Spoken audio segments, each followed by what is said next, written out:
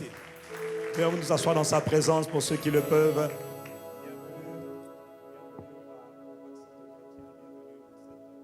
Église, magnifique présence de Dieu. Quelqu'un dit un bon amen. Sans plus attendre, nous voulons aller à l'essentiel. Nous sommes en train de parler depuis plusieurs semaines du mystère et de la puissance de la résurrection de Jésus le Christ. De la même manière que pendant des mois, nous avons parlé du mystère et de la puissance du sang de Christ, de la croix de Christ. Nous sommes en train maintenant de parler du mystère de la puissance de la résurrection de Jésus le Christ d'entre les morts. Quelqu'un me dit un bon amen. Et ça, c'est le mystère de l'Évangile. Nous avons vu ensemble l'Évangile. Nous sommes dans l'Évangile. L'Évangile ne parle que de Jésus le Christ. Nous ne parlons pas du pasteur, pas de l'Église, nous parlons de Christ. Voilà pourquoi dans 1 Corinthiens 15, il nous rappelle l'Évangile. Il avait déjà entendu l'Évangile, mais il rappelle encore l'Évangile. Il faut constamment rappeler la bonne nouvelle. Je vous rappelle, frère, la bonne nouvelle ou encore l'Évangile que je vous ai annoncé, que vous avez accepté, vous avez cru et dans lequel vous tenez ferme. Il est jour après jour, nous constatons combien il est indispensable non seulement d'entendre l'Évangile, de le comprendre et de le croire. Quelqu'un me dit Amen. Amen. Il faut mettre ta foi dans l'Évangile. Il faut mettre ta foi dans la bonne nouvelle. Ne mets pas ta foi dans l'homme, mets ta foi dans l'Évangile. C'est par cet Évangile, au verset 2, il dit que vous êtes sauvés. C'est par cet Évangile que vous êtes guéris, libérés, restaurés, préservés. C'est par la parole de l'Évangile, la bonne nouvelle. Quelle bonne nouvelle. Cette bonne nouvelle est tellement bonne que quand on l'écoute, on peut croire que c'est trop beau. Non, ce n'est pas trop beau justement. C'est trop beau pour ne pas être cru. C'est trop beau, je dois le vivre. C'est ça la bonne nouvelle. C'est par lui que vous êtes sauvés. Si vous le retenez dans les termes où je vous l'ai annoncé, autrement vous auriez cru en vain, autrement votre foi aura été inutile. Mais depuis plusieurs mois maintenant, plusieurs semaines, il y a beaucoup d'entre nous ici, ta voix est en train d'être établie sur la fondation, c'est-à-dire l'Évangile. Pas sur les fables, pas sur les théories, mais sur le véritable Évangile. Béni soit Dieu qui envoie sa parole pour nous faire du bien. Lorsque Dieu veut changer la vie d'un homme, il a envoyé sa parole. Et quand la parole elle est infaillible, quand la parole elle est pure, la parole de l'Évangile, elle transforme les destins, elle transforme les vies. Une seule parole peut transformer la vie de quelqu'un. Une seule parole peut te positionner sous le courant de ton destin. Une seule parole. Dieu se trouve dans sa parole. Quelqu'un me dit Amen. Amen. Je vous ai transmis avant tout le message que moi-même aussi j'ai reçu. C'est que Christ est mort pour nos péchés. Conformément aux Écritures, Christ a été enseveli et Christ est ressuscité le troisième jour, conformément aux Écritures. C'est ça qu'il appelle les termes de l'Évangile. C'est ça qu'il faut écouter, c'est ça qu'il faut croire. Christ crucifié, Christ enseveli, Christ ressuscité. Et celui qui est ressuscité, c'est le même qui est monté le 40e jour et qui a libéré le Saint-Esprit. Il est donc revenu par le Saint-Esprit et il nous fait marcher en nouveauté de vie. C'est ça l'Évangile. Quelqu'un me dit un bon Amen. Et dans cet évangile, il y a un mystère, il y a une puissance insondable. Il y a des mystères et des puissances manifestes, glorieuses, magnifiques, insondables dans le fait de comprendre l'évangile. Voilà pourquoi nous sommes reconnaissants quand Dieu nous emmène l'évangile. Tu as vu, l'évangile est centré non pas sur le pasteur, non pas sur l'église, non pas sur la dénomination, mais sur Jésus le Christ. Tout, c'est seulement Jésus le Christ. Si tu quittes Jésus le Christ, tu rentres dans les démons, tu rentres dans les développements personnels, dans le leadership, tu es perdu déjà. Il faut rester dans le Christ. Tout est en lui, tout est par lui, tout est pour lui. Jésus le Christ. Si quelqu'un me suit, donne-moi un bon Amen. Nous avons vu plein de choses. Et nous avons vu la dernière fois qu'à la résurrection de Jésus, il se passe une chose extraordinaire, une chose merveilleuse qu'il faut comprendre. C'est que tous les hommes, quand ils naissent dans le monde, ils naissent pécheurs parce qu'ils naissent en Adam. Dis avec moi, Adam. Tous les hommes qui naissent en Adam. Adam, ce n'est pas seulement le prénom de la première personne. Adam, c'est le genre. Adam, c'est la race. Adam, c'est l'espèce. Adam, c'est l'humanité. Adam, c'est le corps. C'est-à-dire l'assemblée de tous les hommes. Quand Adam pêche, ceux qui sont en Adam aussi ont péché. Tu n'as rien fait, mais comme tu es en lui, tu as péché. Si tu es le nombril dans ce corps, si mon corps va à gauche, tu vas à gauche. Si mon corps va à droite, tu vas à droite. Pourtant, tu n'as rien fait. Mais quand la tête, quand le corps est parti, alors toi aussi tu es parti. Voilà pourquoi tous les hommes sont nés en Adam. Et après la haute trahison de Adam, tous les hommes ont péché. Tous les hommes ont commis la trahison alors que toi, tu n'avais rien fait. Mais si tu as fait parce que tu étais en Adam. On appelle cela la faute collective. Dis-moi Amen et je continue. Et Dieu nous a révélé qu'il y avait un mystère. Il y avait un secret qui était gardé en Dieu lui-même, que même les anges ne connaissaient pas. Dieu avait prévu de créer sur la terre une autre espèce, un autre corps, une autre communauté, une autre assemblée qu'on appelle le corps de Christ, l'assemblée de Christ. De la même manière qu'il y avait le corps de Adam, Dieu voulait créer un autre corps nouveau sur celui-là qu'on appelle le corps de Christ. Et c'était le mystère qui était caché. Colossiens 1 nous dit que ce mystère était caché. En Christ, il dit commence une nouvelle humanité. Donc, quand quelqu'un naît de nouveau, quand quelqu'un est né, non plus dans ce monde, mais né de nouveau, quand son esprit est né de nouveau, Dieu le prend et il le place, il le positionne automatiquement. Tu es positionné en Christ, c'est-à-dire dans le corps de Christ, ou encore dans la communauté de Christ, dans l'assemblée de Christ. Quand quelqu'un est en Christ, il n'est plus en Adam, il est maintenant en Christ.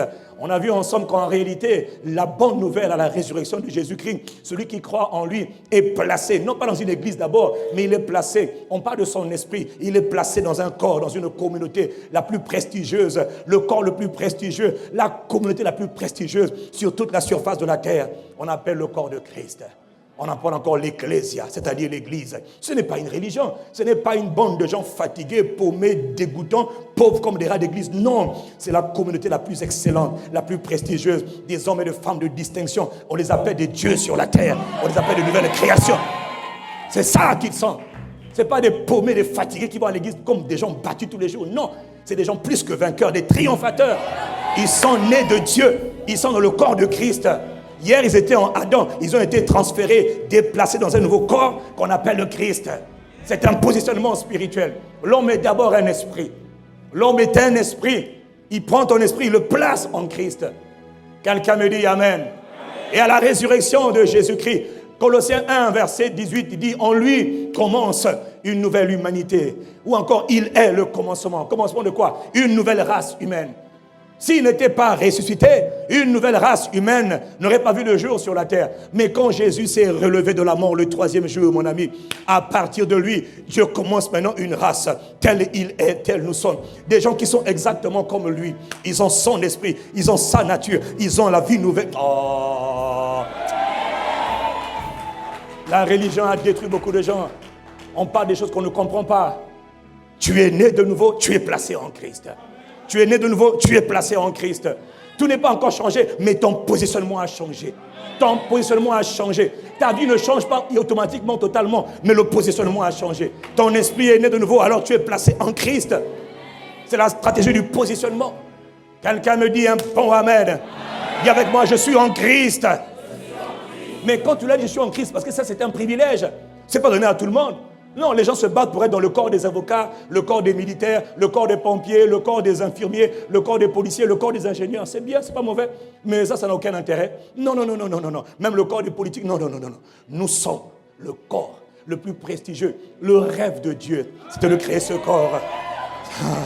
Le corps, on les appelle des Christ sur terre. C'est ma nouvelle identité. On m'appelle Christ. Parce qu'il habite en moi, j'habite en lui. Je suis Christ sur la terre. Mon ami, quand on te dit, où es-tu? Je suis en Christ.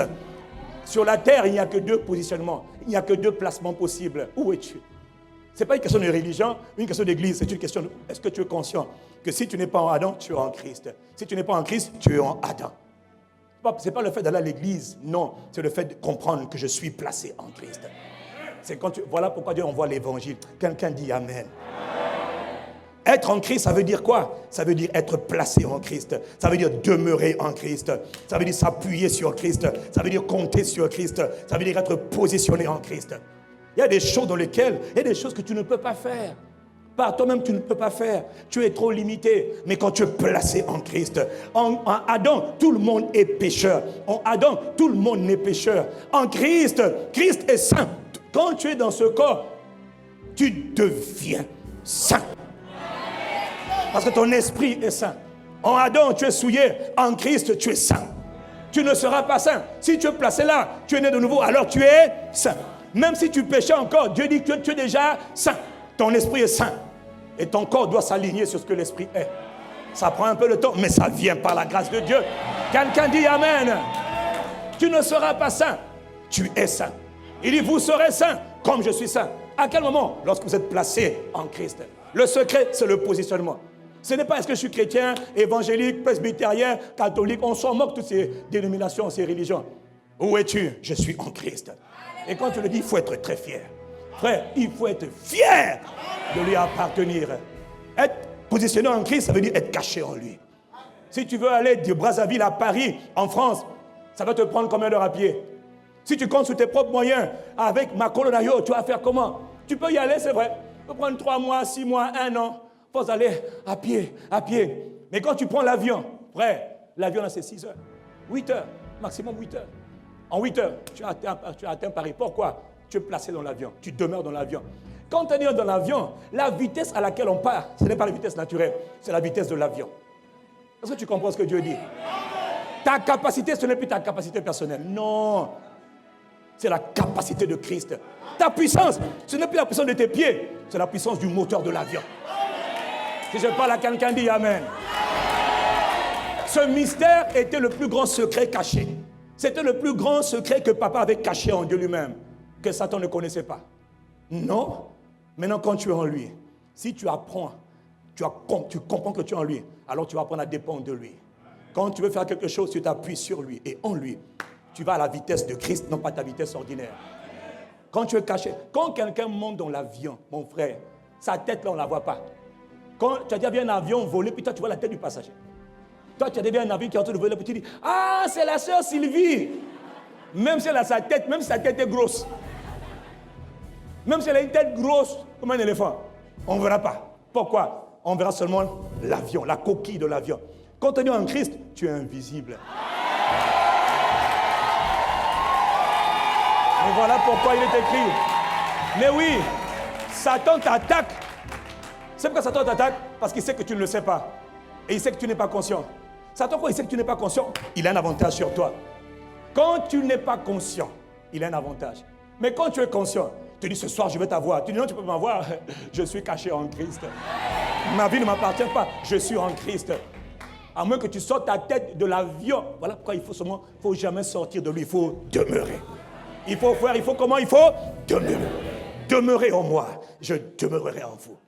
Demeurez en moi, je demeurerai en vous. Jean 15, demeure en lui, demeure toujours. Ne quitte pas l'avion, ne quitte pas la voiture. Demeure, demeure.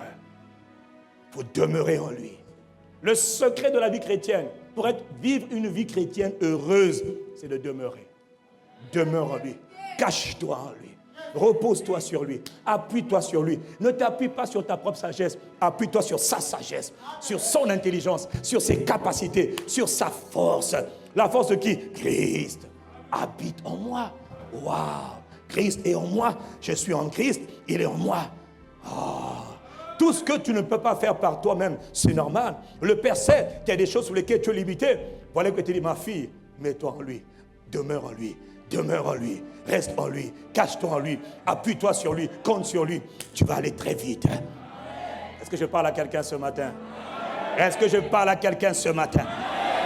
Et pour rentrer dans ce corps, il faut naître de nouveau. Si tu n'es pas né de nouveau, tu vas pas venir à l'église tous les jours. Si tu n'es pas né de nouveau, tu n'es pas en Christ. Tu es dans l'église ICC, mais tu n'es pas en Christ. Tu es un sympathisant, mais tu n'es pas en Christ. Tu n'es pas connu par le royaume. Peut-être connu par le pasteur, c'est bien, mais tu n'es pas en Christ. Jean 3, verset 3. Si quelqu'un ne naît de nouveau, il ne peut pas rentrer dans le royaume. Il faut rentrer dans le royaume. On rentre par la nouvelle naissance. Quand tu nais de nouveau, waouh, quelle grâce. Maintenant, tu es placé en Christ. Tout n'a pas changé, mais spirituellement, tout a changé. Si je parle à quelqu'un, dis Amen. Voilà pourquoi on dit que c'est le commencement d'un nouveau commencement.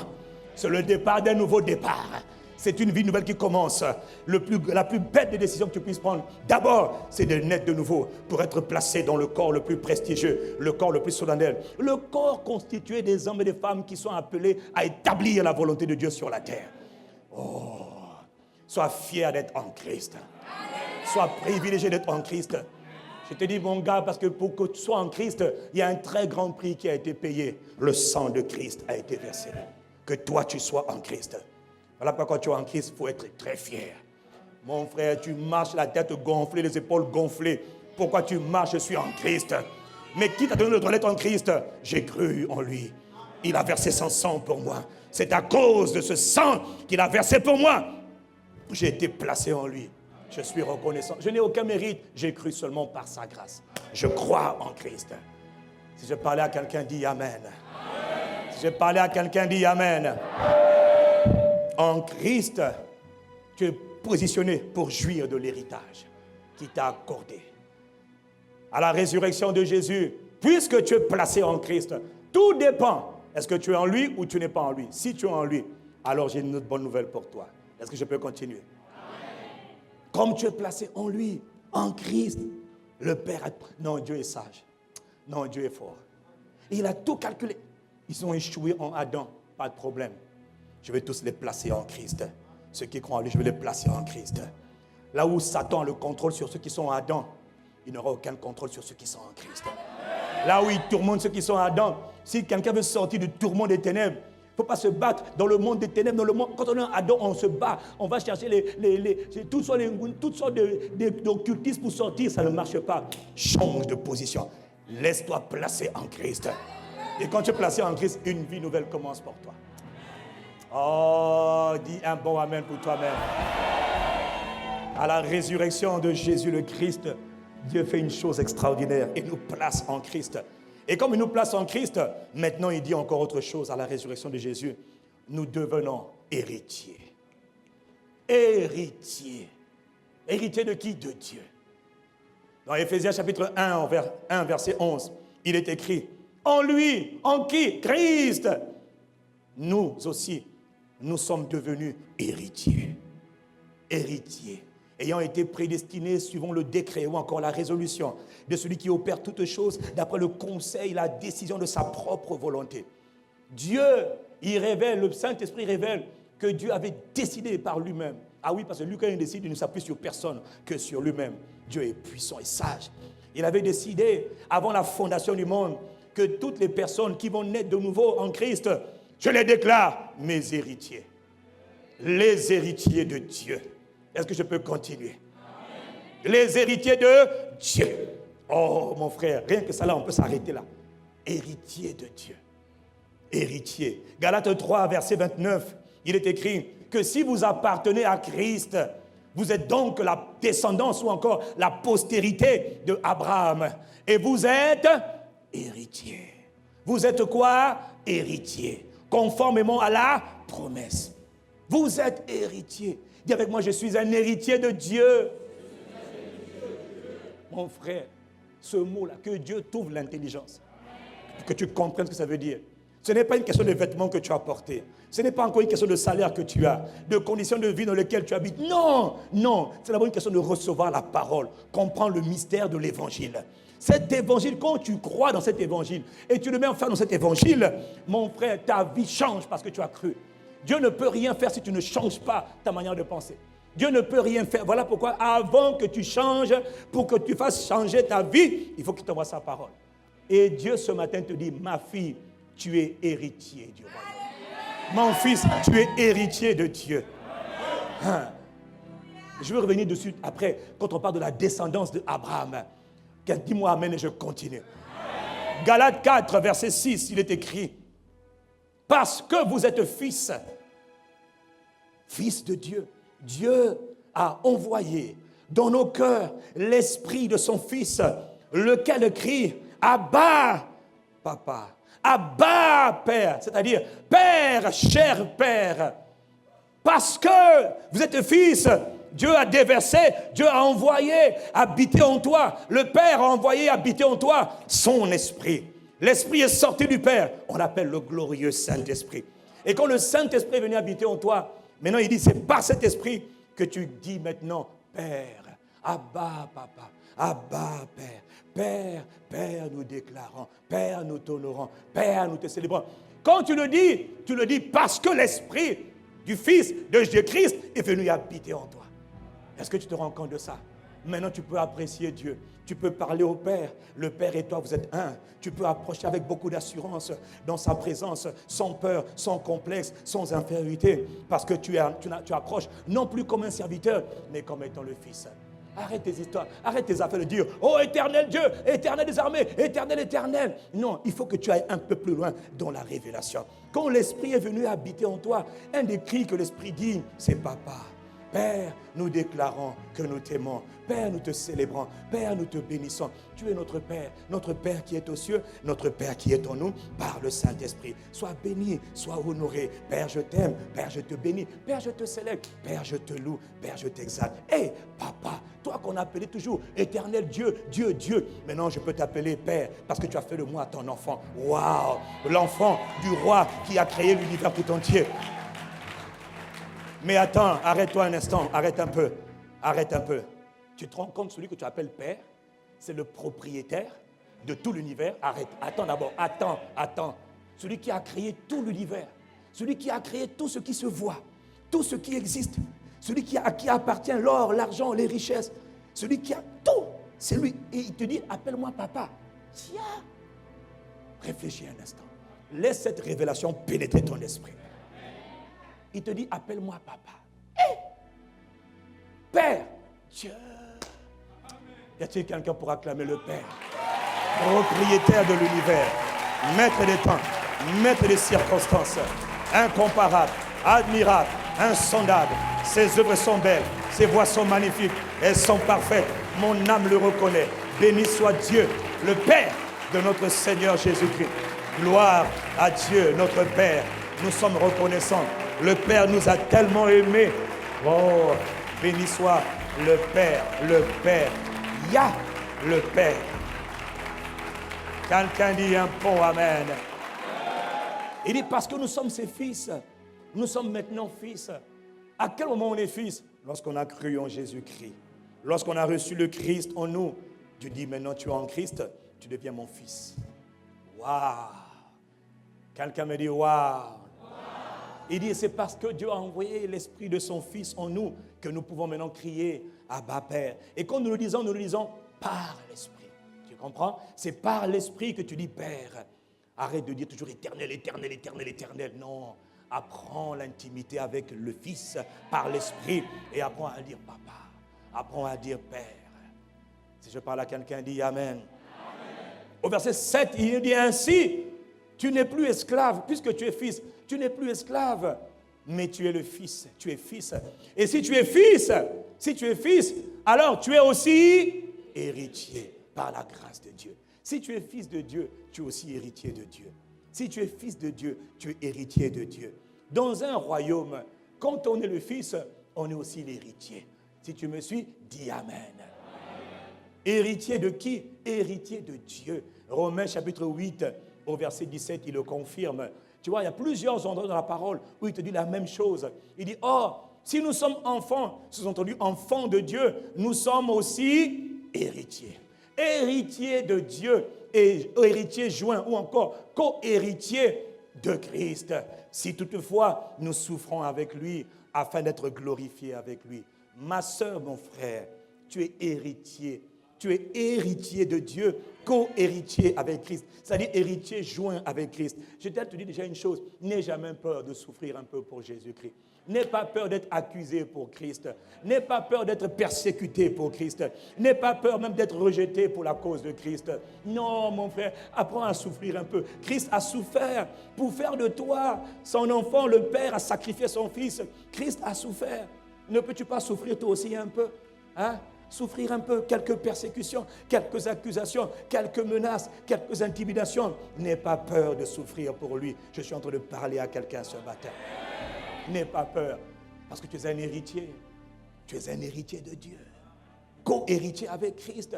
Ça veut dire quoi, co-héritier ou encore héritier joint? Ça veut dire que, non seulement tout ce que le Père a est à Christ, mais tout ce que le Christ a est à toi.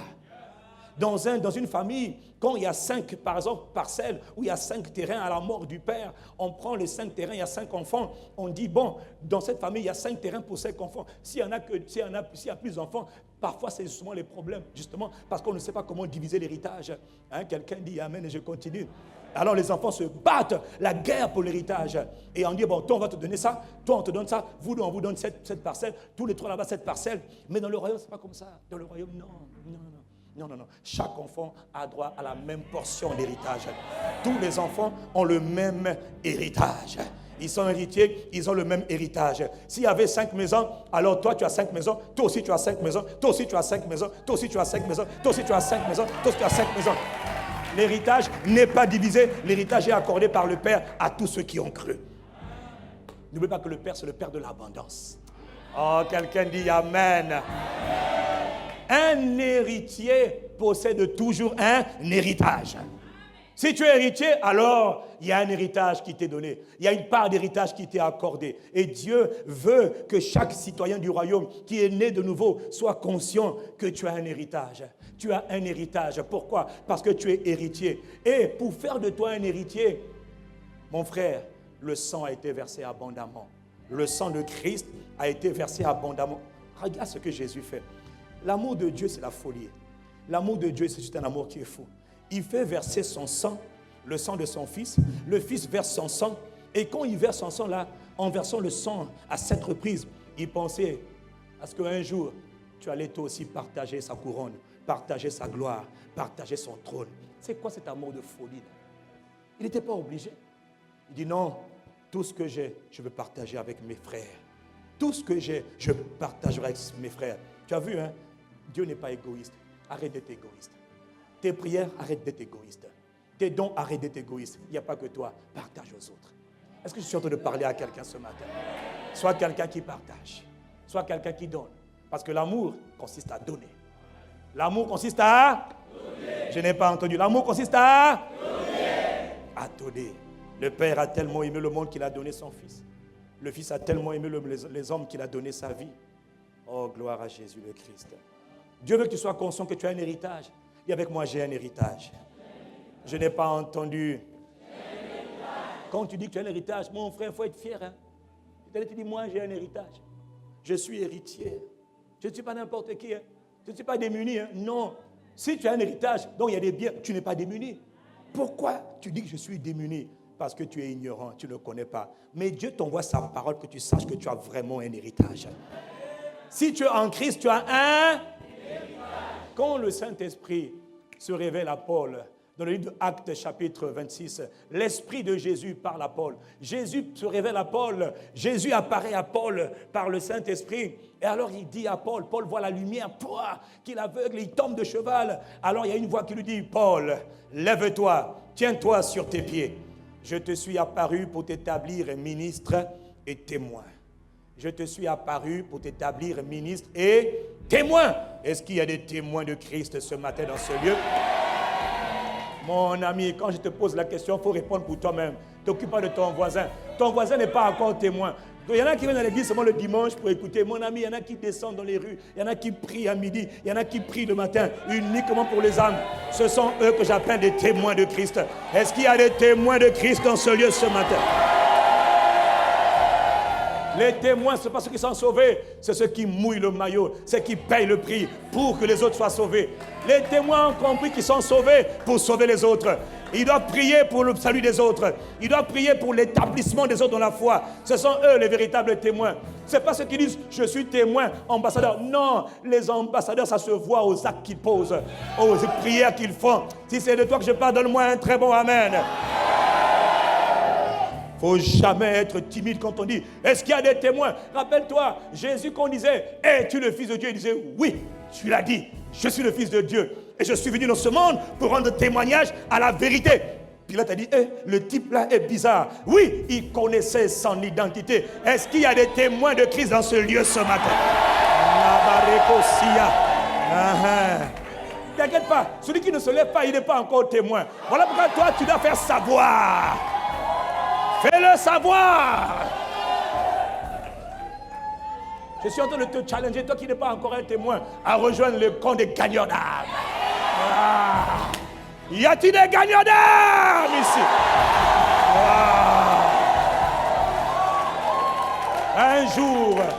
Un jour, mon ami, mon frère, un jour, tu comparaîtras dans la présence du Père. Le Père dira, je te voyais à Brazzaville, je te voyais au Congo, tu travaillais pour moi, tu étais fier de moi, tu priais pour les âmes, tu priais pour mon règne, tu gagnais les âmes. Un jour, mon frère, toi qui gagnes les âmes, on te dira, entre dans la joie de ton maître, entre. Quelqu'un me donne un bon amen ici. Et toi qui ne le fais pas encore, rejoins le grand des témoins. Les Bariakaso, les témoins de Christ. Oh, j'aime ça. Témoigner Christ. Nous sommes seulement au début du commencement. Quelqu'un me dit amen. Alors, au verset 17, acte 26, il lui dit, lève-toi, tiens-toi sur tes pieds, je t'ai choisi du milieu de ce peuple et du milieu des païens.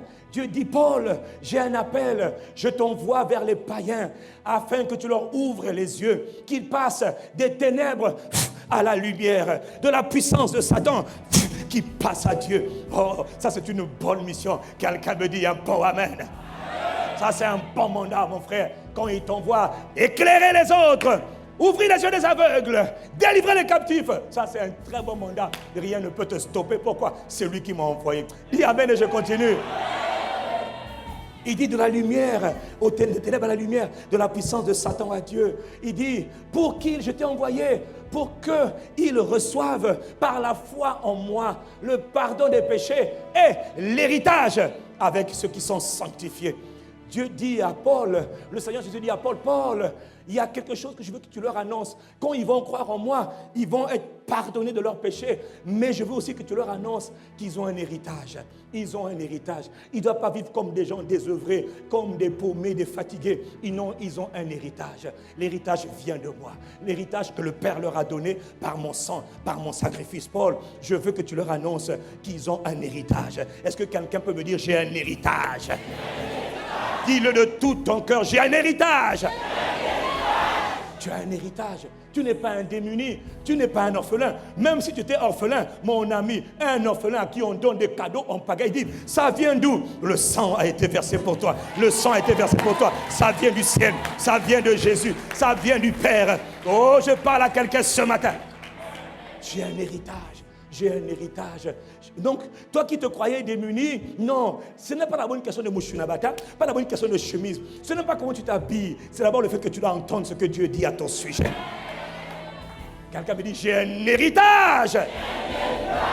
Et quand tu le dis, dis-le avec beaucoup de fierté, dis-le avec beaucoup d'assurance. De temps en temps, quand tu parles, tape un peu sur la poitrine, tape un peu sur les épaules. Tu dis, moi, je ne suis pas comme tout le monde, j'ai un héritage. Pourquoi? Je suis en Christ, donc j'ai un héritage. J'ai un héritage. Mon frère, quand tu vas commencer à sonder les profonds de cet héritage, d'ailleurs, plus tu célèbres l'héritage, plus l'héritage va venir dans ta vie. Oh, dis un bon amen. Voilà pourquoi, quand l'apôtre Paul, il prie pour les Éphésiens, l'église d'Éphèse était une église magnifique. La lettre de Paul aux Éphésiens est une lettre magnifique. Parce que Paul, par le Saint-Esprit, est en train d'écrire à une église de gens qui triomphent, à une église de gens qui sont les conquérants, comme le livre de Josué. Et Paul leur dit, je prie le Dieu de notre Père Seigneur Jésus-Christ, le Père de gloire. Il dit, moi, quand je vous regarde, je prie pour vous, qui vous donne par son esprit sagesse et révélation, afin que vous le connaissiez. Je prie que vous ayez la sagesse et la révélation pour connaître Dieu. Quelqu'un dit amen. Il dit après, je prie qu'il illumine les yeux de vos cœurs, qu'il remplisse de lumière votre intelligence, qu'il vous remplisse de sa lumière, que vous puissiez comprendre l'espoir qui est attaché à votre appel. Il y a un espoir pour toute personne qui naît dans le royaume. Il y a un espoir. Il y a un espoir pour toute personne qui naît de Dieu. Il y a un espoir. Le jour où tu es né de nouveau, pourquoi est-ce qu'on acclame? Pourquoi est-ce qu'on célèbre? Pourquoi est-ce que même les anges sont en train de faire la fête? Parce qu'ils disent, ah, enfin quelqu'un qui veut donner de nouveau, encore un de plus, qui va accomplir les desseins de Dieu, qui va faire la volonté de Dieu, qui va réjouir le Père de Dieu, qui va contribuer à mettre de l'ordre sur la terre. Encore un. Ta vie est un message. Ta vie est porteur d'espoir. Ta vie est porteuse plutôt d'espoir. Si c'est à toi que je parle, donne un bon amen pour toi-même. Tu es une source d'espérance. Mais tu n'es pas encore conscient. Si tu es né de nouveau, il y a plein d'espoir pour toi. Le ciel a formé des projets pour toi. Oui, Satan veut te détruire, mais le Père veut te construire. Le Père veut faire de toi une flèche propulsée vers ton destin. Tu vas briller dans cette génération. Le Père a déjà dit, tu es une lumière. Tu dois briller comme une véritable lumière. Si c'est à toi que je parle, donne un bon amen. Il ne faut pas croire. Je ne dis pas amen pour t'exciter. Je dis amen pour que tu répandes à la parole, afin que cette parole vienne te ranimer encore. La raison pour laquelle on dit amen à la parole de Dieu, c'est comme un rafraîchissement, une fraîche onction, une fraîche capacité qui m'est donnée toutes les fois que je réagis à ce que Dieu a dit. Quand Dieu parle, on répond. Ne t'occupe pas de ton voisin qui est là. Non, mon ami. Celui qui est là, tant pis pour lui. Chacun pour soi. Dieu nous aime nous tous. Mon frère. Moi, quand je parle ici, pendant que je suis debout, quand je parle, je me moque de savoir qui dit Amen, qui dit pas Amen, puisque moi-même je dis Amen. D'ailleurs, Dieu m'aime tellement qu'il m'a dit, si personne ne veut me louer, toi au moins loue. Moi, j'ai dit, Seigneur, il n'y a pas de problème. Moi, je n'ai pas fait de cours de chant comme les Sarah, les Mérance, les Jonas. Moi, je n'ai pas fait. Moi, je chante pour lui. Et quand je chante, c'est parfait. Je dis, mon fils, chante pour moi.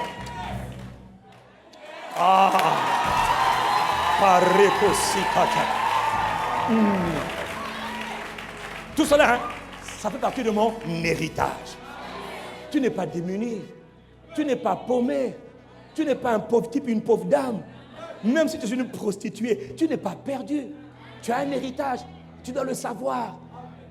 Papa a dit, regarde, Paul dit qu'il prie, que Dieu te montre, qu'il illumine les yeux de ton cœur, que tu saches qu'il y a un espoir pour toi, que ton appel en Christ est porteur d'espérance. Une grande. Le Congo va entendre parler de toi. L'Afrique entendra parler de toi. Comment? Le monde va entendre parler de toi. Celui qui répond là, c'est ce qui va se passer dans ta vie. Mon ami, de la même manière que Dieu est allé chercher un jeune homme de 17 ans, toi tu as 17 ans, tu as 15 ans, tu as 30 ans, tu as 40 ans, ce n'est pas mon problème. Il est allé prendre quelqu'un qui était dans une bergerie, qui s'occupait des brebis de son père. Il était rejeté, il était méprisé, il était oublié, il était abandonné. Mais Dieu voyait son cœur. Il aimait honorer Dieu. Dieu a dit, bon, vous les aînés là, les anciens, je vais chercher celui qui est derrière. Il s'appelle David, mon serviteur. C'est un adorateur. Lui, au moins, quand je parle, il sait répondre. Il allait prendre David. Il a dépassé tous les autres. Il a dépassé les autres. Et il était établi dans la royauté. On entendra parler de toi. Comment? Ces paroles s'accompliront si tu le crois. La question, ce n'est pas comment cela va se faire. Ça, ce n'est pas ton problème. La question, c'est est-ce que tu crois et est-ce que tu réponds? Il a dit à Marie, Marie, tu vas devenir enceinte. Et l'enfant qui sortira de toi sera appelé fils de Dieu. Marie a dit, mais oui, c'est beau, mais comment ça va se faire? Marie, ce n'est pas ton problème. Marie a dit, papa, il n'y a pas de problème. Qu'il me soit fait selon ses paroles. Si c'est à toi que je parle, fais entendre un bon amen pour toi-même.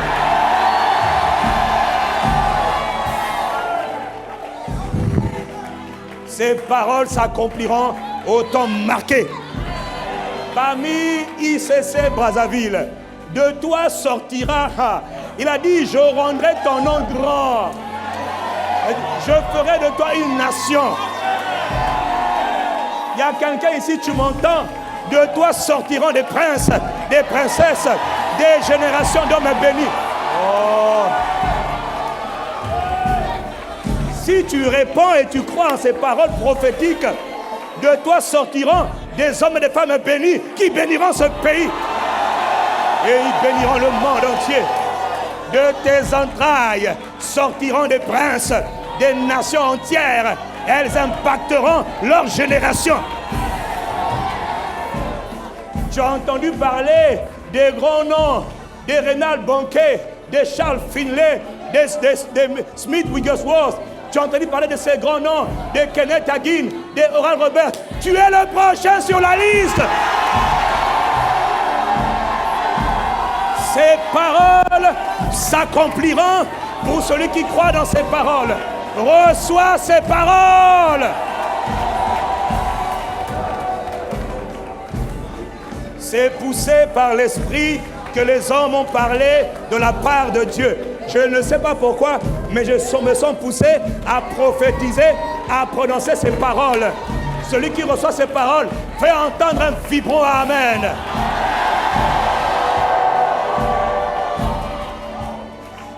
Tout cela parce que tu es un héritier de Dieu. Et tu as un héritage glorieux. Et le monde saura que tu es quelqu'un de distingué. Le monde saura que tu es quelqu'un d'exceptionnel. Parce que tu n'es pas n'importe qui. Tu n'es pas démuni. Tu n'es pas paumé. Tu n'es pas fatigué. Tu as un héritage. Et tu es un héritier extraordinaire. Si je parle à quelqu'un, donne un bon amen pour toi-même. Regarde ce qu'il dit.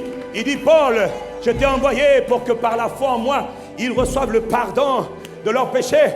Mais il dit qu'ils reçoivent aussi l'héritage avec les sanctifiés. Et au Éphésiens 1, dans Éphésiens 1, 18, il dit, je prie que tu comprennes, que tu connaisses quelle est la glorieuse richesse de son héritage qu'il réserve aux saints.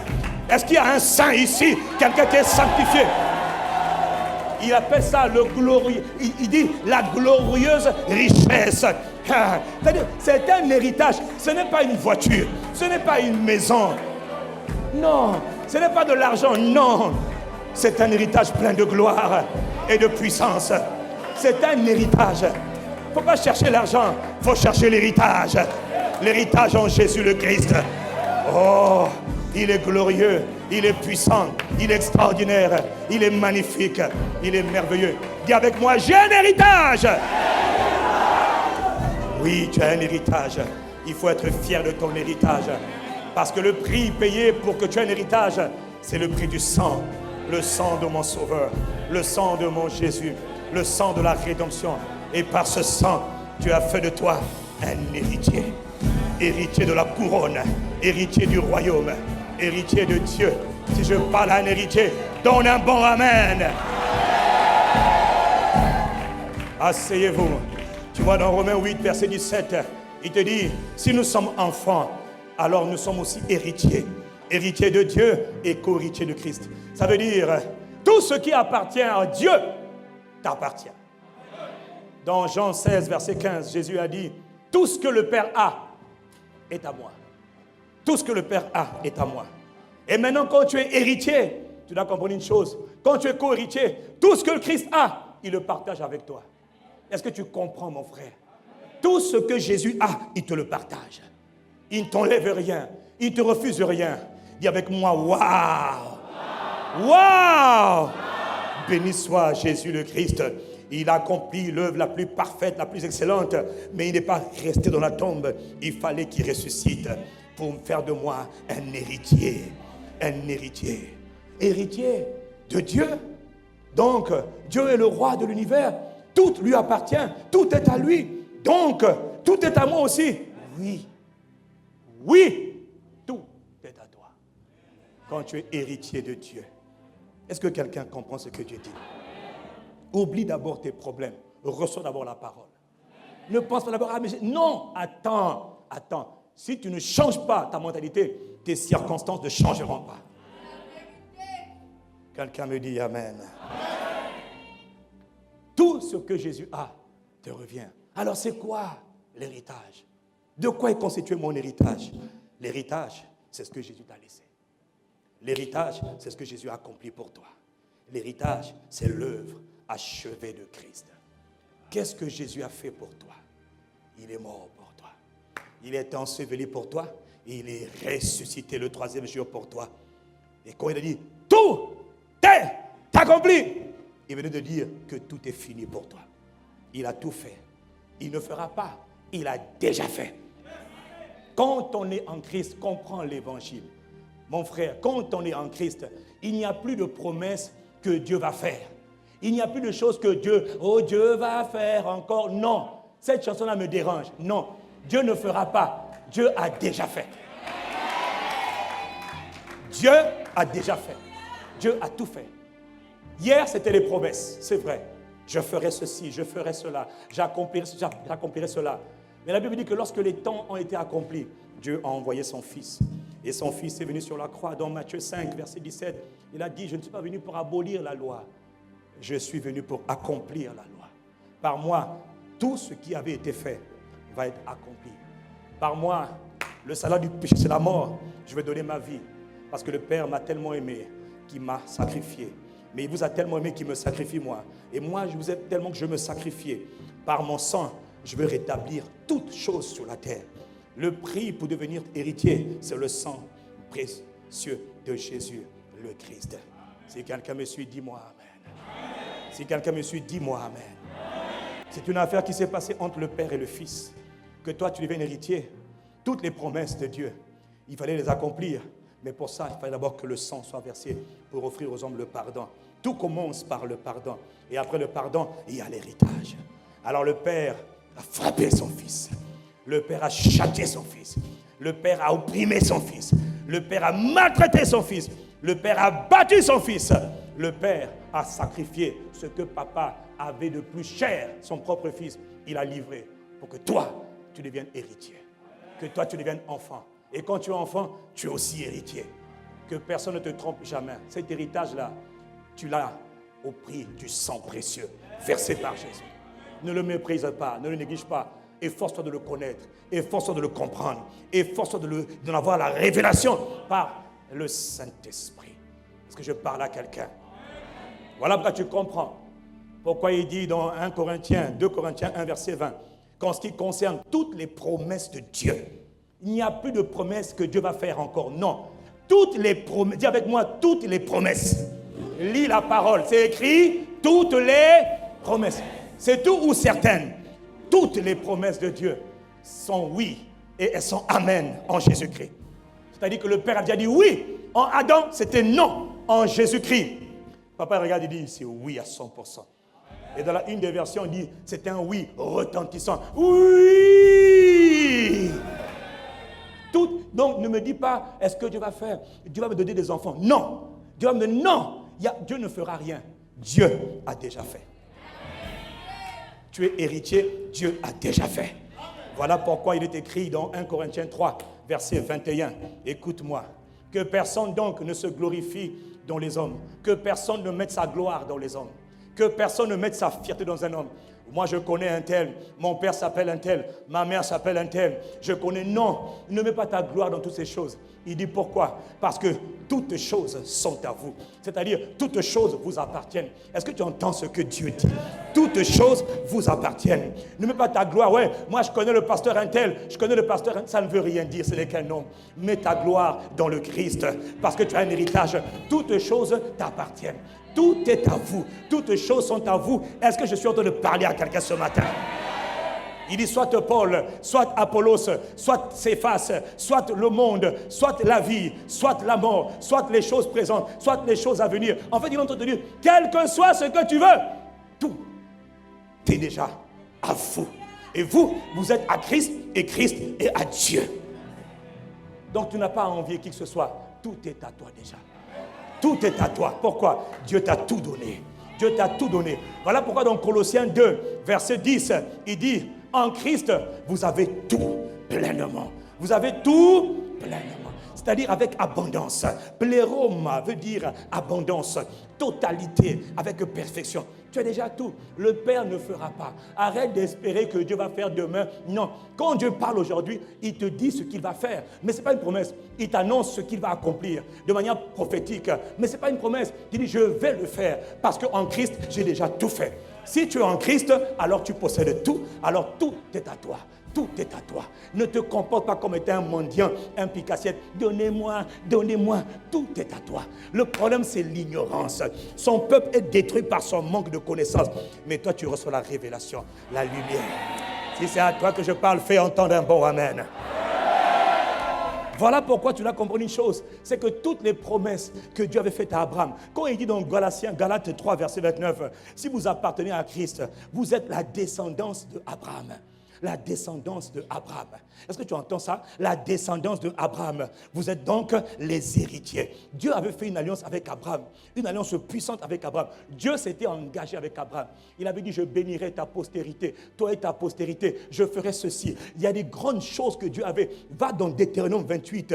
Regarde comment Dieu a béni Abraham. Il a béni la descendance d'Abraham. On parle de la descendance naturelle. Or là, il parle de la descendance spirituelle. Regarde d'abord la descendance naturelle d'Abraham, le peuple juif. Juifs, quel que soit le lieu où ils sont sur la terre, ces gars-là, ils sont forts. Tu sais pourquoi? Ils vivent à cause d'une parole, une bénédiction qui a été libérée sur Abraham. Or, le Saint-Esprit révèle qu'en réalité, cette bénédiction-là n'est pas réservée seulement à la descendance naturelle, non, mais à la descendance spirituelle. Il dit, quiconque est né de Dieu est fils d'Abraham et de la postérité d'Abraham. Donc, la bénédiction que Dieu avait donnée à Abraham, le père de la foi, il a donné à celui qui a cru à Jésus le Christ. Il dit, tu es héritier. Est-ce que quelqu'un peut me dire un bon amen à cela? On va le voir après. Dans l'héritage, dans la bénédiction d'Abraham, là, frère, il y avait la fertilité, il y avait la productivité, il y avait le triomphe, il y avait la victoire sur tous les ennemis. C'est-à-dire, quelles que soient les batailles dans lesquelles tu rentres, quels que soient les gens qui te font la guerre, quand ils viennent te faire la guerre, toi tu souris seulement, tu dis, et vous venez faire la guerre. Pourquoi tu souris? Parce que je suis déjà victorieux. Je ne le serai pas. Je le suis. Je le suis. Oh, quelqu'un dit un bon amen. C'est juste un petit exemple. Oh, quelqu'un dit amen. Le temps passe. Quelqu'un dit amen. Comme je n'ai pas beaucoup de temps, je vais revenir un peu en arrière. Tu dois comprendre une chose. Tout ce que Dieu fait dans la Nouvelle Alliance, il avait déjà fait des échantillons dans l'Ancienne Alliance. Dans l'Ancienne Alliance, c'était l'ombre des choses à venir. C'était l'ombre. Ce n'était pas la réalité, mais c'était l'ombre. Et pour te montrer l'ombre, il faut que je te ramène dans un livre qu'on appelle le livre de Josué. Après le livre de Deutéronome, où Moïse a sorti le peuple d'Égypte pour l'emmener dans la terre promise. Dieu ne te fait pas sortir du monde pour te laisser périr. Jamais. Non. Ne me dites pas ça de Dieu. Je n'accepte pas ça. Le papa là, il nous a tellement aimés. Non. Il te sort de l'Égypte, du monde, pour t'emmener dans ton héritage. Pour t'établir dans l'héritage. Beaucoup de chrétiens vont à l'église le dimanche. Ils ne savent même pas qu'ils sont héritiers. Donc ils se comportent comme des paumés. Je suis chrétien. Non. Le mot chrétien là, ce n'est pas Jésus qui l'a dit. Hein. Non. Ça, ce sont les habitants de Béret ou je ne sais pas qui ont dit qu'on était chrétien. Non. Ça là, la Bible ne te dit... Non. Quand c'est Dieu qui parle, il ne t'appelle pas chrétien. Il t'appelle témoin, ambassadeur, citoyen, lumière, sel de la terre, missionnaire. Ça, c'est Dieu qui t'appelle héritier, co-héritier, né de Dieu, enfant de Dieu. C'est comme ça que tu t'appelles. Il ne te dit pas, moi, je suis chrétien. Quelle misère. Mais toi, tu n'es pas dedans, toi, tu es un héritier. Est-ce qu'il y a un héritier ce matin? Donc, il faut que je t'emmène un peu dans le modèle. Il faut d'abord que je t'emmène dans l'ombre, que tu comprennes la réalité. Est-ce que ça va? Est-ce que ça va? On va d'abord un peu en arrière. Dieu fait sortir son peuple de l'Égypte. Mais le peuple qui sort là, on l'appelle le peuple d'Israël. Et Dieu envoie le libérateur. Le problème de ce peuple-là, c'est que la Bible dit qu'ils n'ont pas pu rentrer dans leur héritage. Ils n'ont pas pu obtenir les possessions. Ils n'ont pas pu accomplir ce que Dieu avait dit qu'ils allaient accomplir. À cause de quoi? Leur incrédulité. Ils ne croyaient pas en Dieu. Ils entendaient la parole de Dieu, hein? Ils ne croyaient pas en Dieu. Et en plus, eux, ils voyaient la colonne de feu tous les soirs, la colonne de nuée, tous les jours, mais ils ne croyaient pas en Dieu. Tu vois, parfois tu peux entendre Dieu, entendre la parole de Dieu, mais ne pas croire. Ça attriste le cœur de Dieu. Mais il y en avait qui, eux, comme les Josué, comme les Caleb, avaient dit, si Dieu a dit, alors on y va. Si Dieu a dit, alors on y va. Ils avaient confiance en Dieu. Mon ami, tu dois croire. Tu dois croire. L'évangile n'est pas trop beau. L'évangile n'est pas trop beau pour être vrai. Il est trop beau pour le rater. Mon frère, il est trop beau pour le rater. Ne le rate jamais. Entends l'évangile et crois en l'évangile. Comment ça va se manifester? Ce n'est pas ton problème. Le Saint-Esprit se charge de manifester sa puissance surnaturelle. Mais toi, tu dois croire. Est-ce que je suis en train de parler à quelqu'un ce matin? Alors regardons dans l'Ancien Testament. Cette génération que Moïse a fait sortir, ils ont échoué. Ils sont tous morts dans le désert, conformément à leur propre parole. On va mourir. Ils sont morts effectivement. Et puis maintenant Dieu dit, dans le livre de Josué chapitre 1, il parle à un homme qu'on appelle Josué, un conquérant. Là maintenant, ce n'est plus les mêmes qui sont morts dans le désert. Là, ce sont les enfants. Ils ont vu les erreurs de leurs parents. Ils ont vu les erreurs de leurs grands-parents. Ils ont dit non, on ne va pas mourir comme eux. Eux, ils n'avaient pas foi en Dieu. Nous, on va marcher dans le contraire. Eux, ils étaient incrédules. Nous, on sera des hommes et des femmes de foi. Voilà pourquoi le livre de Josué, c'est le livre pour les conquérants. Pour les gens qui ont entendu que Dieu a un héritage. Ils ont entendu que Dieu avait juré à Abraham, à Isaac, à Jacob, je donnerai ce pays à ta postérité. Mon frère, Dieu a juré. Dis avec moi, Dieu a juré. Dieu a juré. Dieu a juré à un homme. Abraham dit, Abraham, je le jure, je vais accomplir, je vais donner tout ce pays à ta postérité. Mais non, quand les gens n'y croient pas, c'est pas grave. Dieu cherche quelqu'un qui est assez fou pour croire en lui, pour prendre le Congo pour Christ. Dieu cherche quelqu'un qui est assez fou pour prendre le Congo pour Christ. Dieu cherche quelqu'un qui est assez fou. Mon ami, j'ai dit, Seigneur, je suis candidat. Je suis assez fou pour croire que tu peux sauver 5 millions d'individus dans ce pays. Makasata. Je suis assez fou pour croire que Dieu peut prendre l'Afrique centrale pour Jésus-Christ. Je suis assez fou pour croire que Dieu peut faire ce qu'il a dit qu'il peut faire. Est-ce qu'il y a quelqu'un qui est assez fou comme moi? Dis un beau amen. Fou, je veux dire homme de foi. Homme de foi. Je crois seulement. Alors Dieu dit, j'ai trouvé Josué. Il dit, Josué, lève-toi. Josué chapitre 1. Il dit, Josué, Moïse, mon serviteur est mort. Maintenant, lève-toi. On ne peut pas aller conquérir un pays si on ne sait pas d'abord lever. On parle de se lever spirituellement. Lève-toi d'abord spirituellement. Parce qu'on ne donne pas l'héritage à un enfant. On ne peut pas donner l'héritage à un gamin. L'héritage se donne aux gens qui sont adultes, aux gens qui sont capables, aux gens qui sont déjà des braves. Est-ce que je suis en train de parler à quelqu'un ce matin? Mon frère, il dit à Josué, lève-toi. Galates, donne-moi d'abord la parenthèse. Galates chapitre 4, verset 1, il est écrit, aussi longtemps que l'héritier est un enfant, il ne diffère en rien d'un esclave, quoi qu'il soit le maître de tout. Tant que tu es un héritier, mais tu es encore un enfant, tu ne possèdes absolument rien. Pour posséder l'héritage, mon frère, il faut quitter le stade de l'enfance, il faut aller vers la maturité, il faut devenir mature, il faut connaître la parole, il faut être établi dans la parole. Un homme, une femme de la parole et de la prière et de l'esprit. Est-ce que je parle à quelqu'un ce matin?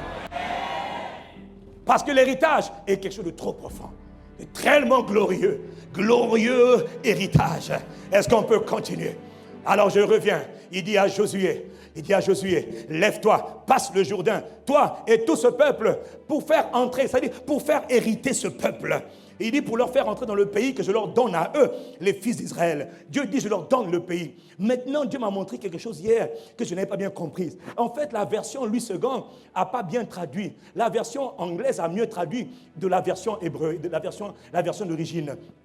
Il dit tout lieu que foule la plante de tes pieds. La version Louis II dit, je te le donne. Non, ce n'est pas ça qui est écrit en réalité. Non, la version Martel, la version Darby ont mieux traduit. Il dit, tout lieu que foule la plante de tes pieds, je vous l'ai donné. Il ne dit pas, je vous le donne. Non. Il parle déjà au passé. Je vous l'ai donné. Je ne veux pas vous le donner. Je ne vous le donne pas. Non, tout lieu que foule la plante de tes pieds, en ce qui concerne le Père, il dit, je vous l'ai donné. Autrement dit, quand tu mets ton pied quelque part, le territoire est sous ton commandement. Quand tu mets ton pied dans une école, tu ne peux plus échouer. Quand tu mets ton pied dans une entreprise, tu es établi aux commandes. Est-ce que je suis en train de parler à quelqu'un ce matin? Quand tu comprends la révélation, cette révélation, tout lieu que foule la plante de tes pieds, même si on fait des complots contre toi, les complots vont échouer parce que c'est toi qui es aux commandes. Quelqu'un dit un bon amen ici. Tout lieu que foule la plante de vos pieds, je vous l'ai donné. Je ne vais pas vous le donner, ce n'est pas une promesse. Mon ami, il dit, déjà à l'époque, dans l'ombre, il ne dit pas je vais vous le donner, je vous l'ai déjà donné. Ça veut dire, en ce qui concerne Dieu, c'est déjà terminé, c'est déjà accompli, c'est déjà fait. La Bible dit dans le psaume 34 au verset 1, que la terre et tout ce qu'elle renferme appartient à qui? À l'Éternel. La terre et tout ce qu'elle renferme appartient à qui? À l'Éternel. Comme ça appartient à l'Éternel, quand ça appartient à Dieu, si Dieu dit, je te l'ai donné, ça veut dire je te l'ai donné. Mon frère, ma soeur, quand tu as construit une maison, imagine que toi tu construises ta maison, tu mets un locataire dans ta maison, et puis pour une raison ou une autre, tu estimes que le locataire là, tu veux le sortir. Est-ce que tu as le droit de le sortir? Tu as le droit de dire au locataire, monsieur le locataire, je ne sais pas pourquoi, mais bon, sortez, je prends un autre locataire, je le mets dans cette maison que j'ai moi-même bâti. Si quelqu'un me suit, dit Amen.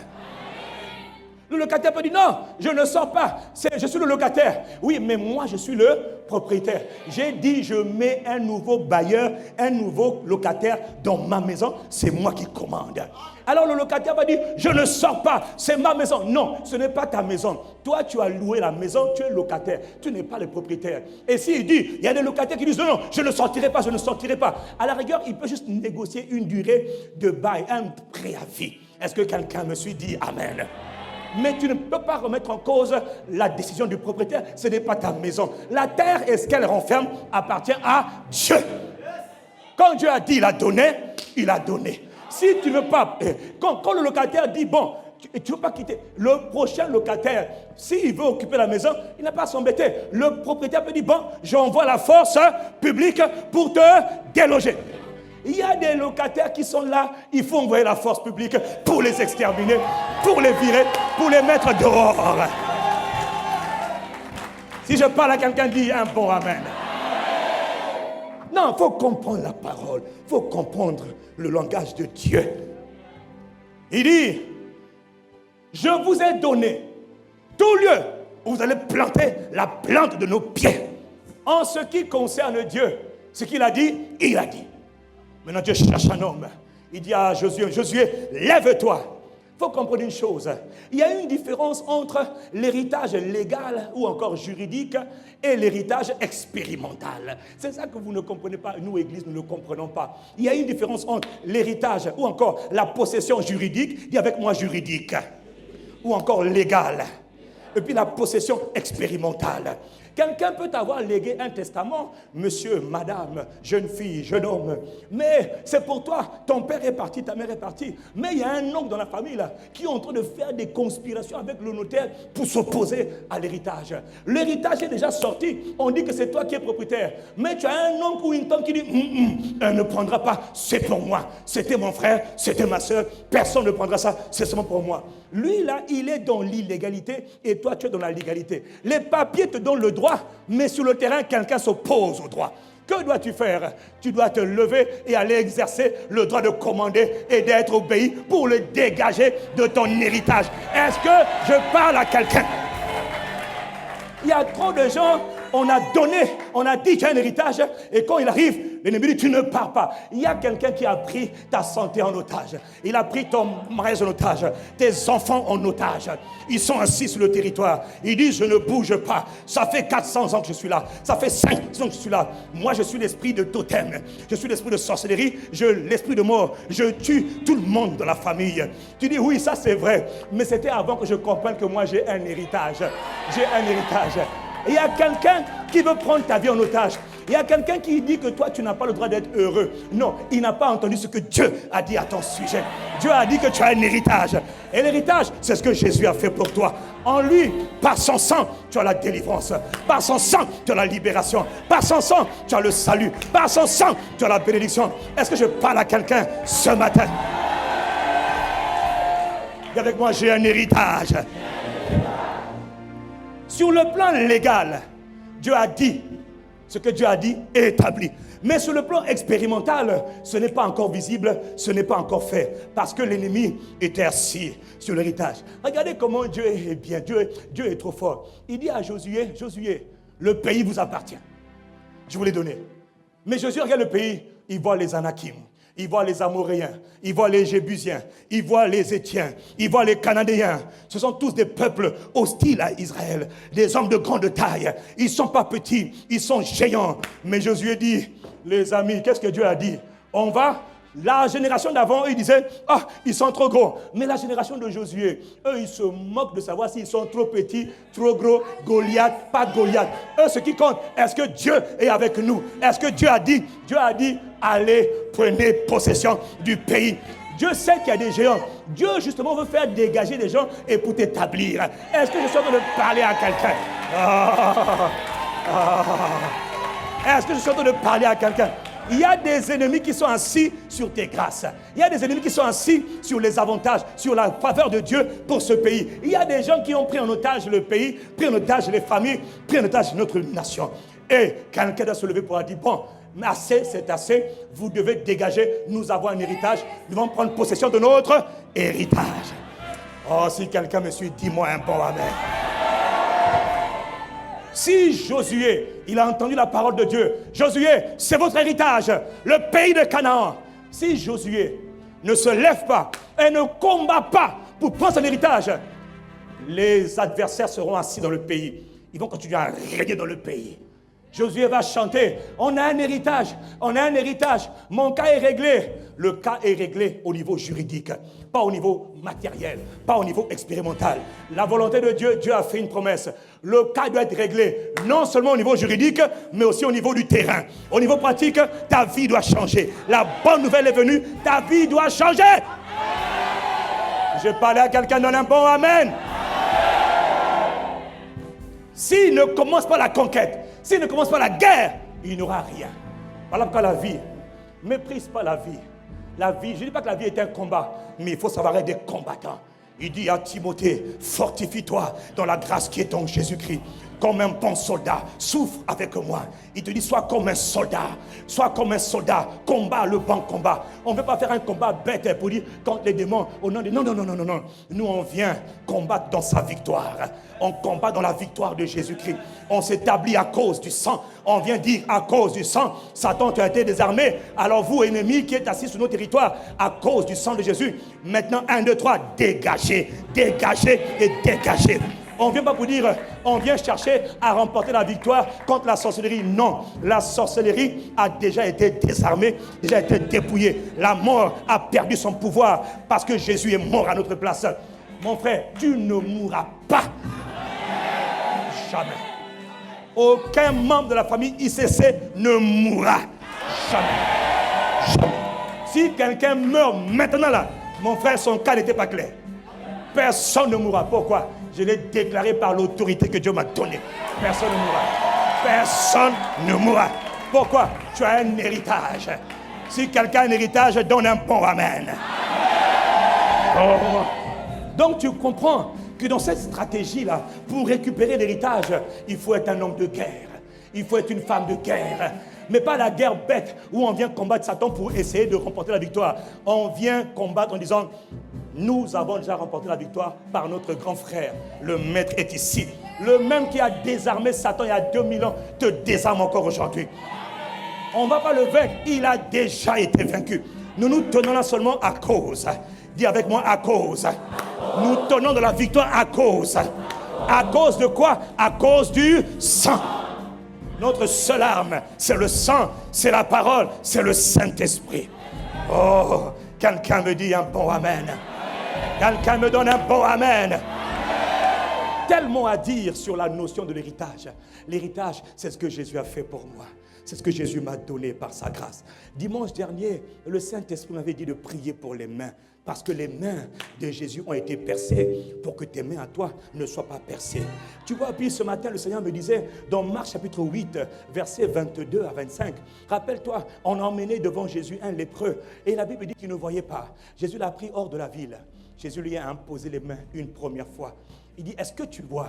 Il dit, je vois des hommes, mais comme des arbres. Ce n'est pas encore clair. Ce n'est pas encore très clair. C'est-à-dire que tu as commencé à faire quelque chose, mais ce n'est pas encore parfait. Jésus a dit, oui, j'ai fait exprès. Et aujourd'hui, je vais te donner le second toucher. Et la Bible dit, Jésus imposa encore les mains. Et là, la Bible dit, l'aveugle, il vit fixement. Il fut instantanément guéri. On appelle cela la loi du second toucher. Le principe du second toucher. Et la semaine dernière, Dieu a commencé à bénir les mains. Dieu veut rendre tes mains fortes. Dieu veut rendre tes mains puissantes. Pourquoi? Parce que le sang de Jésus a été versé au niveau de ses mains pour que toi, tes mains soient des mains de puissance.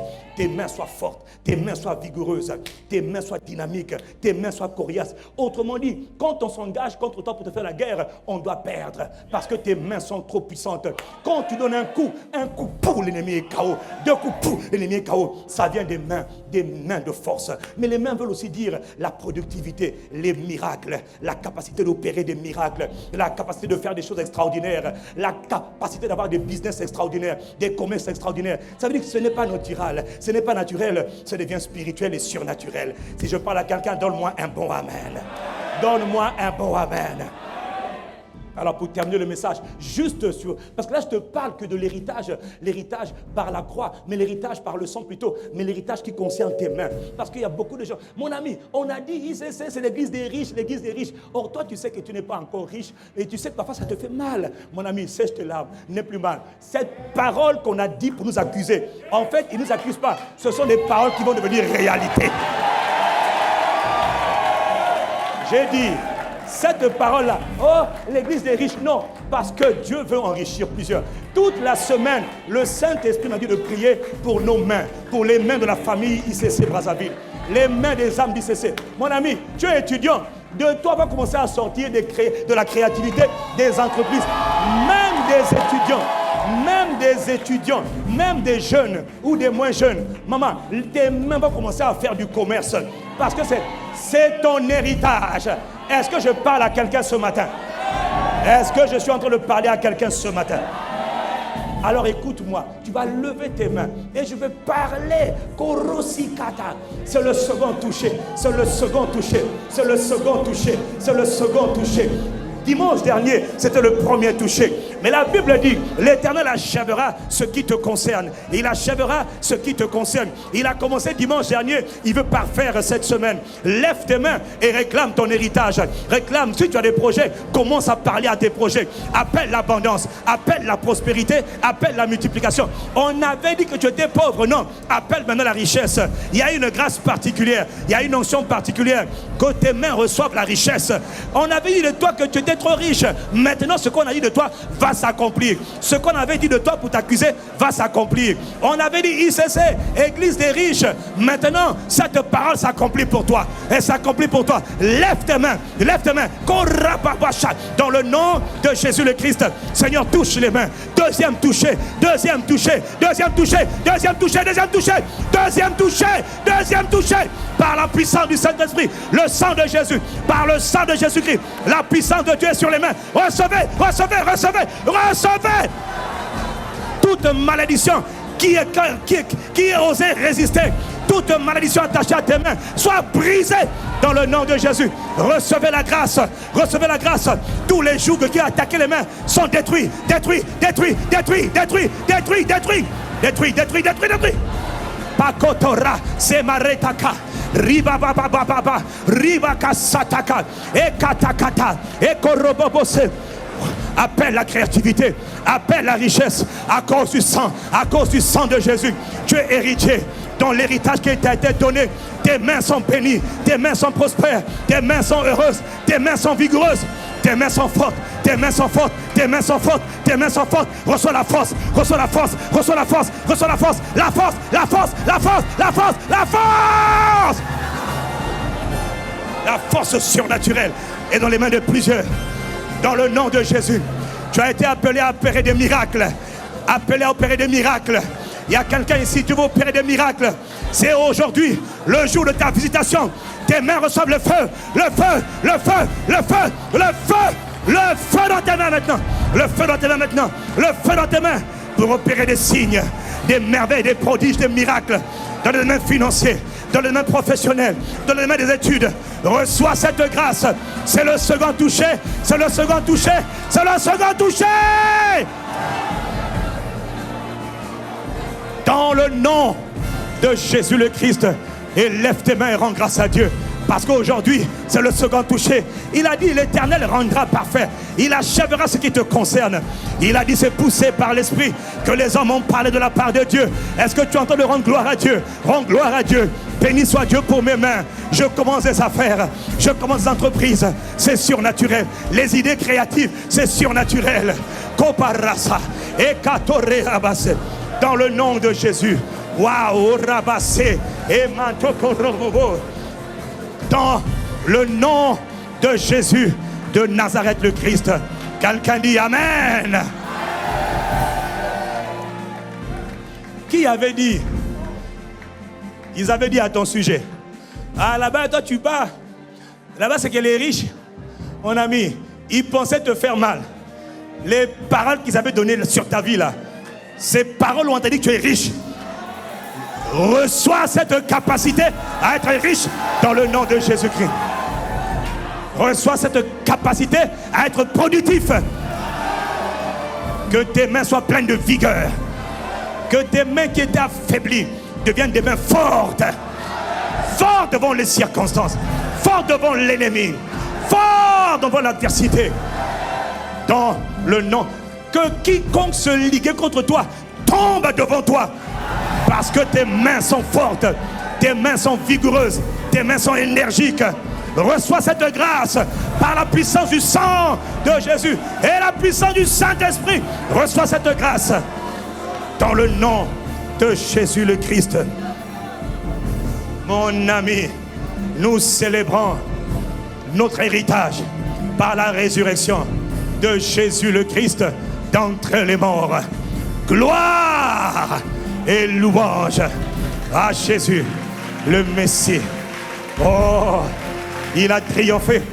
Par lui, nous avons un héritage. Nous sommes héritiers de Dieu, co-héritiers avec Christ. Il y a tellement de choses. Il y a tellement de grâce. Seigneur, nous te célébrons. Est-ce que tu es en train d'acclamer? Est-ce que tu es vraiment en train d'acclamer? En l'honneur de Jésus le Christ. Célèbre-le de tout ton cœur. Bénis-le de toute ton âme. Si tu l'honores, honore-le pleinement. Rends-lui gloire. Rends-lui gloire. Louange et honneur à Jésus le Messie. Orobo Shaka. Quelqu'un donne un bon amen. En train de courir derrière le temps. Tout ce qu'on avait dit à ton sujet, comme malédiction au niveau de tes mains, à cause du sang de Jésus-Christ, ces malédictions sont détruites. Toute forme d'attaque satanique contre ta productivité, contre ta vie professionnelle, contre tes activités financières, sociales, commerciales, ces malédictions sont détruites à cause du sang de Jésus-Christ. Le Père voulait tellement te bénir qu'il a fait verser le sang de son Fils pour que toi tu n'aies pas à souffrir.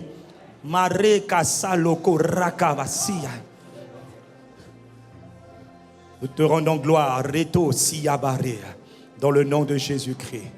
Nous sommes reconnaissants pour l'œuvre achevée de Christ pour nous. Nous avons un héritage. Nous ne sommes pas désemparés. Nous ne sommes pas des moins que rien. Nous avons un héritage. Nous sommes les héritiers de Dieu. Héritiers du propriétaire de l'univers. Nés de Dieu, appartenant au corps de Christ. Au corps le plus prestigieux, le corps de Jésus le Christ. Gloire soit rendue à Jésus le Messie. Louange à Jésus le Christ. Gloire. Avant de rendre le micro, l'heure est déjà dépassée. Avant de rendre le micro, mon frère, si toi tu es là, pour la première fois, je parle à deux types de personnes avant de rendre le micro. Tu as entendu cette parole, elle est pour toi. Dieu a tellement aimé le monde qu'il a donné sa vie. Il a donné son Fils pour toi, que toi tu sois sauvé. Tout cela, c'était par amour pour toi, que tu sois sauvé. Le Père t'aime tellement qu'il veut te sauver. Écoute, il y a deux types de personnes qui entendent ma voix ce matin, qui sont concernées par cet appel. Tu connaissais Jésus-Christ, tu avais commencé à marcher avec Jésus et tu as lâché sa main et tu l'as abandonné et tu as rétrogradé. Maintenant, le Seigneur t'appelle ce matin à revenir à lui. Tu as été égaré, tu t'es perdu en chemin. Le Seigneur dit, reviens à la maison. Reviens à moi, toi qui es fatigué et chargé. Je te donnerai du repos. Première catégorie de personnes, c'est toi qui étais déjà en Christ, mais tu as abandonné la voie du Seigneur. Deuxième catégorie, tu es là et tu ne connais pas encore Jésus-Christ. Tu n'es pas encore sauvé, tu me suis sur les salles annexes, sur Internet, mais tu n'es pas encore né de nouveau. Jésus a versé son sang pour toi. C'est toi que Jésus appelle. Alors je fais cet appel. Pourquoi? C'est la plus grande des décisions, la plus importante, c'est de naître de nouveau. Tout dans notre vie a commencé le jour où nous sommes nés de nouveau. Il a dit tout à l'heure, personne ne peut rentrer dans le royaume de Dieu, dans le corps de Christ, s'il n'est pas d'abord né de nouveau. Alors veux-tu naître de nouveau? C'est ton choix, c'est ta décision, c'est toi qui décides. Il te pousse, il t'appelle, mais c'est toi qui réponds. Veux-tu répondre? Lève ta main et mets-toi debout. Toute la famille ici t'attend, car c'est pour toi que cet appel a été donné. Si tu n'es pas encore de nouveau, dans les salles annexes, mettez-vous debout. Est-ce qu'on peut acclamer Dieu? Dans les salles annexes, mettez-vous debout là où vous êtes. Que tout le monde se tienne debout. Quand on accepte Jésus, on le fait publiquement. Jésus a été crucifié publiquement. Nous recevons Jésus publiquement dans le salle annexe. Est-ce qu'on est en train d'acclamer Dieu? Est-ce qu'on est en train d'apprécier Dieu? C'est le jour du salut. Il y a de la joie dans le ciel pour une seule âme qui se repent. Une âme qui se repent. Il y a de la joie dans le ciel. J'ai dit, est-ce que quelqu'un peut acclamer? Prends tes mains et réjouis-toi avec le Père. Prends tes mains et acclame Dieu pour nos bien-aimés, car c'est le jour du salut pour eux. Dieu vous aime tellement. Il vous a sauvés. Merci, ma soeur. Est-ce qu'on peut acclamer Dieu pour le salut de nos bien-aimés? C'est la première, la plus importante de toutes les décisions. Naître de nouveau, être sauvé. Mes amis, mes frères, mes sœurs, ça commence par là. Et quand on le fait, on ne reste pas assis. De 9h du matin jusqu'à 15h de l'après-midi, il y a 2000 ans, Jésus était nu sur une croix. Tout ça pour toi, tout ça pour moi. Voilà pourquoi quand on s'engage pour lui, on ne le fait pas comme un agent secret, on le fait publiquement. Il a été crucifié publiquement, on se lève publiquement pour notre Seigneur et notre Sauveur. Vous allez répéter avec moi cette sainte prière. Comment est-ce qu'on fait pour être né de nouveau, pour être sauvé? Romains 10, verset 9 nous dit que tout vient d'abord du cœur et tu le dis de la bouche. Si tu crois dans ton cœur que Jésus est le Seigneur, Jésus est le Christ, tu crois que Dieu l'a ressuscité d'entre les morts, alors tu seras sauvé. Le salut, pour toi, c'est maintenant. Et c'est la plus belle nouvelle. C'est la plus grande des grâces que Dieu te donne. Être né de nouveau. Quelqu'un me dit, waouh! Être né de nouveau. Rentrer dans le corps de Christ. Vous allez répéter avec moi cette sainte prière et toute l'assemblée va répéter avec vous cette sainte prière. Seigneur Jésus-Christ, je crois que tu es le Fils de Dieu. Je crois que tu es mort pour mes péchés. Conformément aux Écritures. Seigneur Jésus-Christ, je crois que le 3e jour, tu es ressuscité d'entre les morts. Je crois que tu vis et que tu règnes éternellement. Tu es vivant. Seigneur Jésus-Christ, aujourd'hui, je t'invite, je te reçois dans mon cœur comme mon Sauveur et mon Seigneur personnel. Merci de ce que tu pardonnes mes péchés. Par ton sang précieux, tu effaces tous mes péchés. Tous mes péchés. Je suis pardonné par ton sang précieux. Parce que je mets ma confiance en toi. Père, dans le nom de Jésus, je te rends grâce de ce que tu me sauves aujourd'hui. Tu m'appelles à toi. Tu me fais naître dans ta famille. Voilà pourquoi je déclare maintenant, dans le nom de Jésus-Christ, que désormais je suis sauvé. Je suis pardonné. Mes péchés sont effacés. Je suis né de nouveau.